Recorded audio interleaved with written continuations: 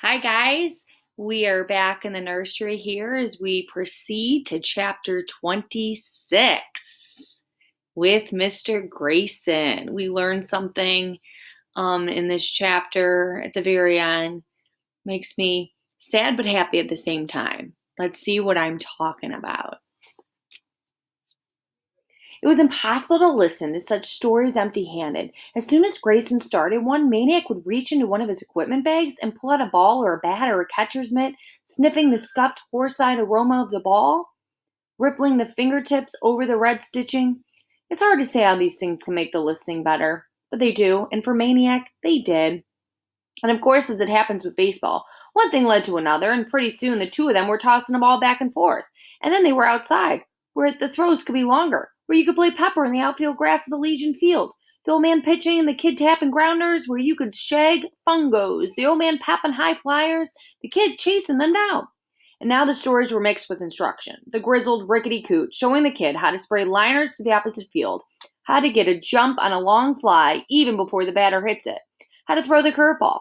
Stiff, crooked fingers that grappled clumsily with cricket wrappers curled naturally around the shape of a baseball. With the ball in his hand, the park handyman became a professor. As to the art of pitching, of course, the old man could show and tell. But he could no longer do. Except for one pitch, the only one left in his repertoire from the old days. He called it the stop ball, and it nearly drove Maniac goofy. The old man claimed he discovered the stop ball one day down in the Texas League and that he was long gone from baseball when he perfected it. Unlike most pitches, the stop ball involved no element of surprise. On the contrary, the old man would always announce it. Okay, he'd call from the mound. Here she comes. Now keep your eye on her because she's going to float up on there, and just about the time she's over the plate, she's going to stop.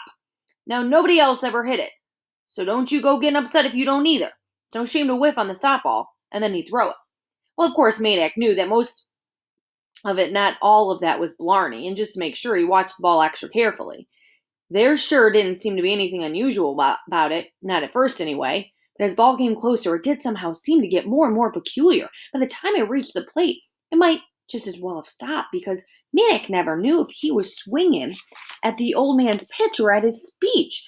Whatever, in weeks of trying, he never hit it out of the infield. It was October. The trees rimming the outfield were flaunting their colors. The kid and the geezer baseballed their lunch times away, and the after dinner times and weekends.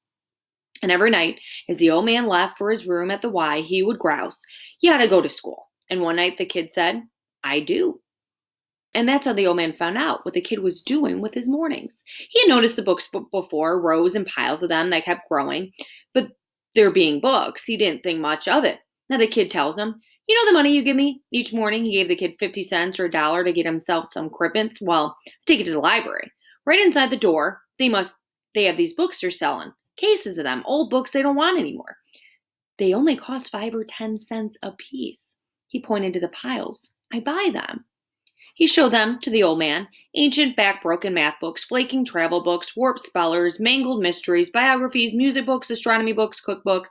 "What's the matter?" said the old man. "Can't you make up your mind what kind you want?" The kid laughed. "Well, I want them all." He threw his hands out. "I'm learning everything." He opened one of the books. "Look, geometry, triangles. Okay, isosceles triangles. These two legs, they look equal to you?" The old man squinted. He nodded.